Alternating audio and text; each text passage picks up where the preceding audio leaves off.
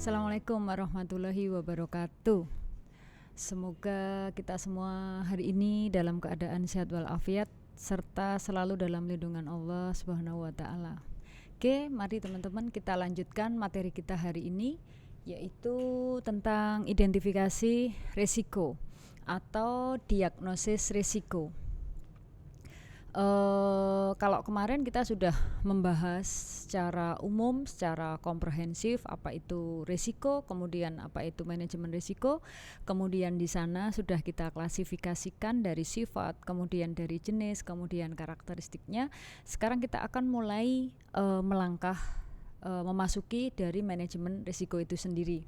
Karena ketika kemarin kita bicara manajemen risiko, berarti yang kita bahas di sana adalah pengelolaan, mengelola. Bagaimana risiko itu kita kelola. Nah, cara mengelola risiko itu yang pertama adalah dengan melakukan identifikasi risiko. Karena kalau kita tidak melakukan identifikasi risiko, nanti kita tidak akan tahu cara penanganannya. Nah, apa sih sebenarnya identifikasi risiko itu? Jadi kita bahasnya mulai dari identifikasi. Identifikasi ini sama juga dengan diagnosis. Identifikasi risiko itu adalah proses penganalisaan untuk menemukan secara sistematis dan secara berkesinambungan risiko yang menantang perusahaan. Nah, di sini yang dimaksudkan dengan menemukan secara sistematis dan secara berkesinambungan risiko yang menantang perusahaan itu adalah risiko yang mempunyai kemungkinan merugikan perusahaan yang paling potensial. Sehingga ketika perusahaan melakukan kegiatan bisnisnya di sana, yang harus dilakukan perusahaan adalah melihat kerugian-kerugian apa saja yang nanti akan dihadapi, dan di sana harus diskala prioritaskan. Nah, skala prioritas yang awal itulah yang dikatakan di sana sebagai kerugian yang potensial. Nah, di sini ketika kita melakukan identifikasi risiko, kita tidak hanya membuat skala mana sih rugi yang paling besar gitu. Misalnya perusahaan itu adalah perusahaan industri manufaktur, otomatis di sana kemungkinan kerugian itu banyak sekali. Sebagai contoh misalnya pembelian bahan baku. Nah, ketika pembelian bahan baku tidak mungkin mustahil suatu saat perusahaan akan mengalami rugi yang bagaimana? Ruginya di sana adalah ketika perusahaan mendapati bahan baku yang dikirim ke perusahaan ternyata di sana rusak. Padahal ketika melakukan order di sana bahan baku tersebut dalam keadaan baik, artinya standar seperti yang diharapkan perusahaan. Tapi begitu sampai di perusahaan ternyata di sana barangnya tidak sesuai. Contoh yang lebih real lagi adalah misalnya kita melihat kuliner yang gampang jadikan contoh, misalnya ada CFC, kemudian ada KFC, ada kuliner chicken sejenis. Nah, di sana itu setiap chicken di sana, setiap resto dan seterusnya itu yang diinginkan ayam yang dikirim ke perusahaannya itu memiliki bobot yang berbeda-beda. Tidak kemudian setiap ayam pasti diterima, tidak. Mereka sudah punya standar. Inginnya ayamnya ketika sampai di perusahaannya dengan bobot kurang lebih 2 kilo misalnya untuk KFC. Nah, di sana nanti ketika lebih dari 2 kilo mereka nggak mau, kurang dari 2 kilo nggak mau. Nah, seperti juga perusahaan-perusahaan yang lainnya. Ada yang jualan ayam tapi mereka tidak mau ayamnya itu ayam luar, artinya mereka maunya ayam kampung. Nah, itu yang dikatakan di sini kerugian potensial apa sih yang harus dihadapi. Nah, untuk itu semua berarti perlu informasi. Informasinya apa?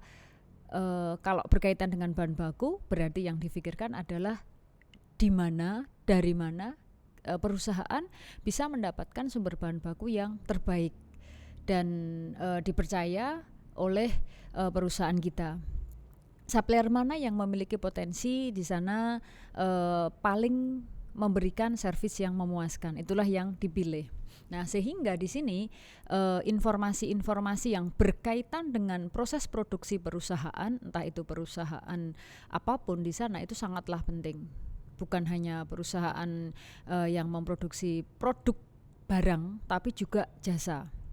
Kemudian ketika sudah mendapatkan informasi, yang harus dilakukan berikutnya adalah menganalisis setiap temuan untuk mengekspor.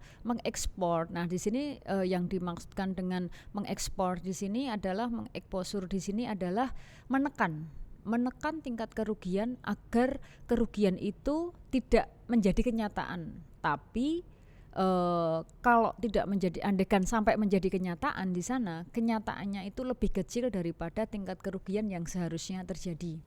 Jadi misalnya tadi ngirim ayamnya yang dikirim ke KFC per harinya di sana 1.000 ekor misalnya.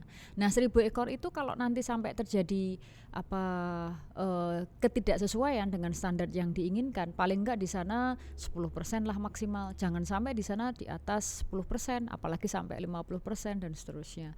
Nah, untuk saat ini seperti kita ketahui, industri perayaman di Indonesia sedang mengalami penurunan yang luar biasa sehingga harga ayam merosot dan seterusnya. Nah, ini juga menjadi tantangan khusus bagi siapa?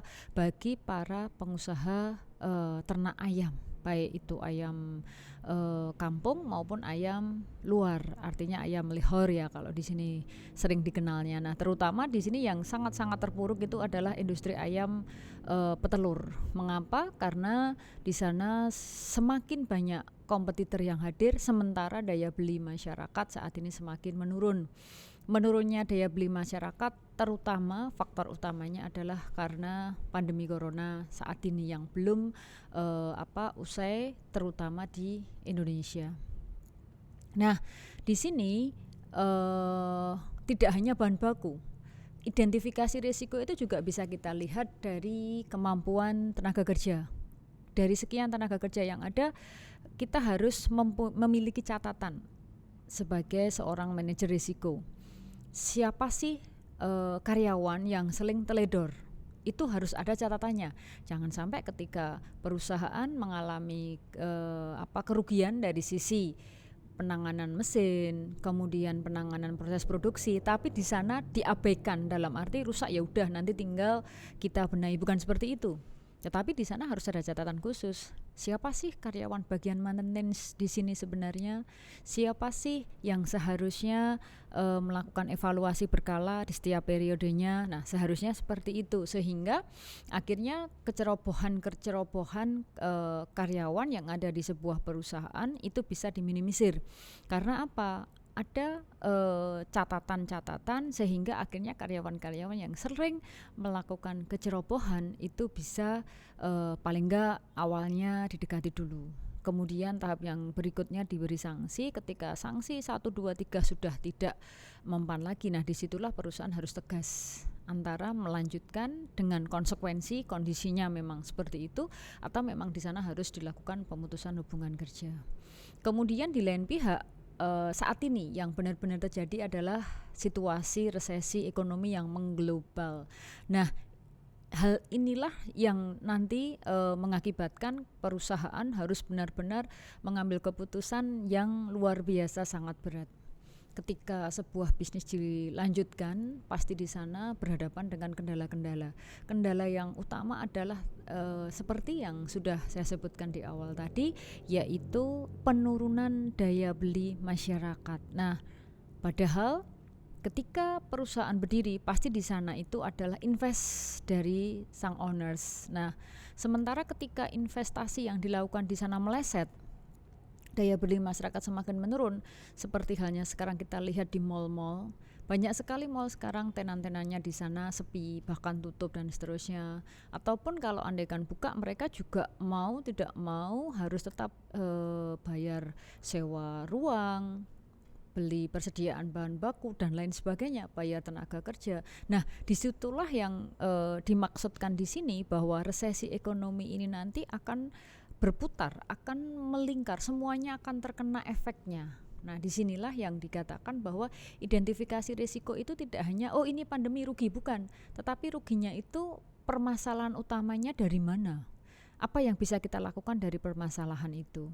Nah, identifikasi ini setelah kita lakukan dengan melakukan tadi mencari informasi, kemudian kita mengeksposur berbagai macam kerugian yang bisa kita lakukan secara metodenya, yaitu dengan metode checklist. Checklist yang dimaksudkan di sini itu adalah membuat daftar di mana nanti masing-masing tingkat kerugian itu kita catat. Ternyata perusahaan itu setiap bulannya yang paling tinggi tingkat kerugiannya adalah berkaitan dengan order bahan baku, misalnya itu.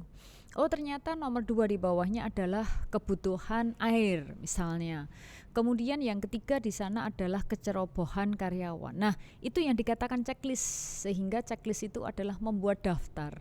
Daftar apa? Daftar kerugian potensial yang sering dan rutin dihadapi oleh perusahaan, sehingga ketika berhadapan dengan pendekatan-pendekatan seperti itu nanti perusahaan harus mengambil keputusan. Nah, keputusan-keputusan itu nanti tidak bisa lepas dari pendekatan yang sudah dilakukan dengan checklist tadi.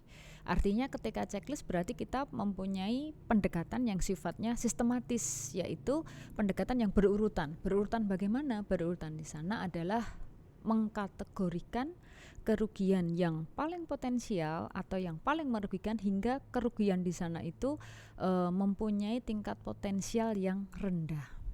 Nah, sehingga kerugian-kerugian itu biasanya oleh perusahaan berusaha dialihkan. Tidak hanya perusahaan, siapapun kita secara personel itu pasti menginginkan kalau bisa nggak rugi. Tetapi kenyataannya rugi itu akan selalu dihadapi. Nah, sehingga di sini kalau personel salah satu mengalihkan kerugian di sana dengan pembiayaan, misalnya itu adalah dengan ikut asuransi. Misalnya ketika kita sakit harus rawat inap, kita pasti dihadapkan dengan biaya yang besar. Akhirnya apa? Perusahaan-perusahaan diwajibkan mengikuti jam sostek, jam sosial kesehatan ya. Nah, di sana itu adalah bentuk daripada pendekatan sistematis, tapi di sana dilakukan dengan checklist. Ternyata karyawan yang sering sakit adalah si A, si B, si C, si D dan seterusnya. Nah, sehingga perusahaan mengantisipasi biar tidak selalu membiayai karyawan yang punya potensi kemampuan yang bagus, tapi di sana memiliki fisik yang lemah, rentan, tak sering sakit. Sehingga akhirnya perusahaan lebih baik memindahkan tingkat kerugian yang akan dihadapi di sana, yaitu dengan mengikutkan karyawan-karyawannya dengan program asuransi. Nah, sehingga checklist itu nanti yang akan melakukan bukan perusahaan lagi, tetapi pihak-pihak eksternal. Nah, siapa? Asuransi yang akan melakukan checklist, atau badan pemeriksa asuransi. Kemudian ada Asosiasi Manajemen Risiko Amerika. Jadi di sini kurang risiko ini. Jadi Asosiasi Manajemen Risiko. Mengapa di sana ada Asosiasi Manajemen Risiko Amerika? Karena risiko ini dibentuk atau diwadahi dengan sebuah perusahaan asuransi yang memulai adalah di Amerika, sehingga Amerika di sana terkenal dengan Asosiasi Manajemen Risikonya. Kemudian Ikatan Manajemen Risiko dan Asuransi. Nah, apa sih sebenarnya yang akan diceklis oleh perusahaan-perusahaan asuransi itu? Yang akan diceklis di sana itu adalah klasifikasi. Klasifikasi terutama klasifikasi apa? Klasifikasi kerugian. Sehingga kerugian-kerugian tadi harus kita urutkan. Tidak semua kerugian ditanggung oleh perusahaan asuransi. Perusahaan asuransi tentunya dia juga berbisnis. Bisnisnya dia adalah mengcover kerugian yang akan diderita oleh perusahaan lain. Tetapi bukan kemudian mengcover itu adalah mengambil alih, tetapi mengambil alih tapi dengan berbiaya. Nah, biaya yang harus ditanggung tadi oleh perusahaan yang mengcoverkan kerugiannya, disitulah letak bisnis daripada asuransi itu sendiri. Sehingga di sana yang biasanya bisa di-cover oleh perusahaan asuransi itu adalah yang pertama kerugian hak milik, kemudian kewajiban mengganti kerugian orang lain, dan kerugian personalia. Ini semua contohnya misalnya gini, untuk kerugian hak milik, kewajiban mengganti kerugian orang lain, dan kerugian personalia itu adalah ketika perusahaan memproduksi. Nah, ketika melakukan proses produksi, ternyata perusahaan mengalami kendala. Kendalanya apa? Kendalanya ternyata pabriknya kebakaran. Nah, ketika terjadi kebakaran, otomatis proses produksi mau tidak mau dihentikan sementara hingga pabriknya bisa difungsikan lagi, atau mungkin di sana dialihkan ke pabrik yang lain ketika perusahaan itu memiliki pabrik yang tidak hanya satu. Nah, proses menunggu itulah yang dikatakan di sini sebagai kerugian hak milik. Hak miliknya siapa? Hak milik perusahaan.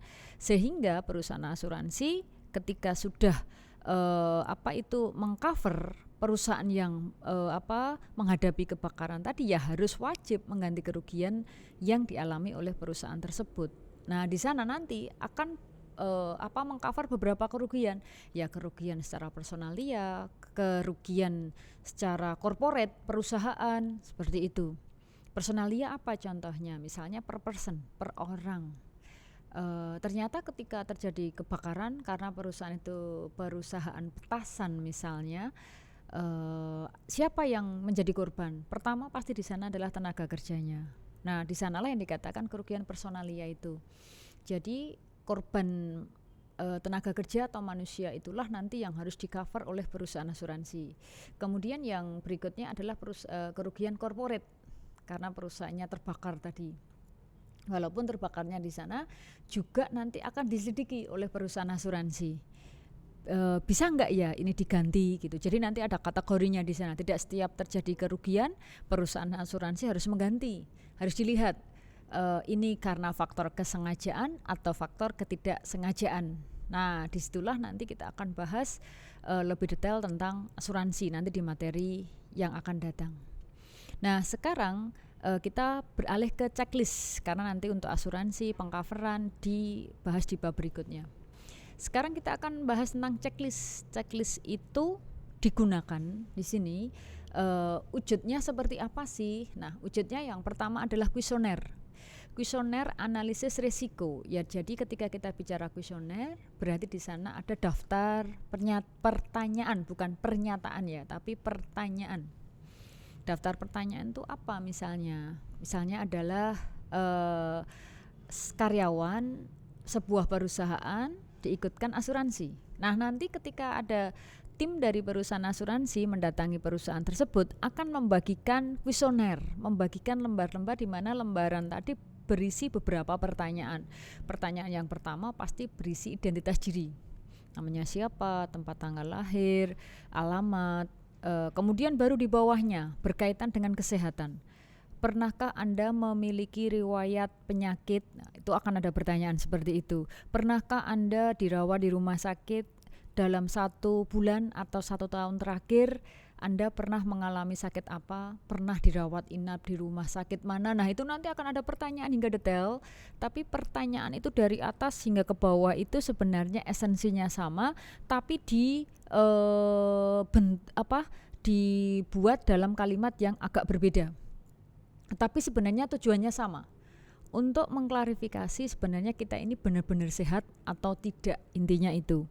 Karena nanti kalau sudah dari awal seorang karyawan di sana itu memang ada kedapatan sakit, pasti pihak asuransi nanti akan memberikan opsi ke perusahaan, ini dilanjutkan asuransinya atau tidak. Kalau dilanjutkan berarti nanti premi yang dibayarkan akan lebih tinggi. Tapi jika tidak, ya sudah, mengapa tidak? Karena di sana resiko yang harus dihadapi oleh perusahaan asuransi nanti adalah besar. Karena riwayat kesehatan daripada karyawan itu adalah sering sakit tadi. Kemudian yang berikutnya adalah metode laporan keuangan. Jadi selain kuesioner juga ada laporan keuangan. Nah, laporan keuangan itu untuk apa? Untuk mengetahui perusahaan tersebut di sana itu sehat atau tidak. Jika perusahaan dalam keadaan liquid, solvable, rendable, berarti perusahaan tersebut layak untuk diasuransikan atau layak untuk mengajukan kredit bank, seperti itu. Kemudian yang berikutnya adalah metode peta aliran. Metode peta aliran itu adalah melihat aliran proses produksi perusahaan di masing-masing bagian, alurnya seperti apa. Apakah alurnya itu sistematis atau melompat atau seenaknya sendiri. Nah, di sana nanti juga menjadi tolak ukur bagi perusahaan asuransi untuk melakukan penilaian layak tidak perusahaan tersebut di cover. Kemudian yang berikutnya adalah inspeksi langsung pada proyek.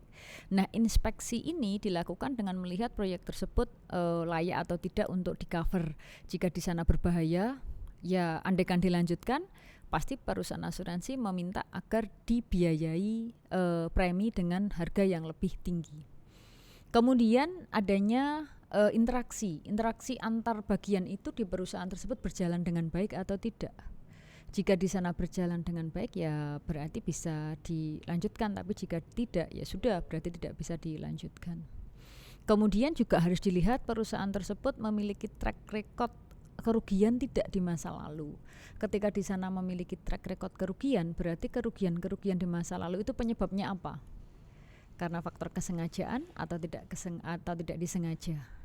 Kemudian juga harus melihat lingkungan di sekitar perusahaan itu nyaman tidak dengan adanya perusahaan tersebut, merasa terbantu kan enggak, terjadi kenaikan sisi ekonomi enggak, masyarakatnya di sana terganggu tidak. Nah, itu juga menjadi pertimbangan utama ketika perusahaan tersebut ikut asuransi.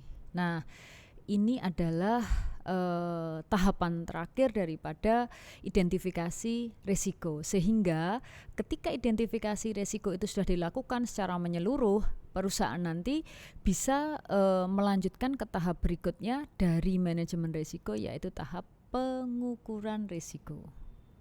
Mungkin ini dulu, nanti kita akan lanjutkan lagi di materi berikutnya. Terima kasih. Assalamualaikum warahmatullahi wabarakatuh.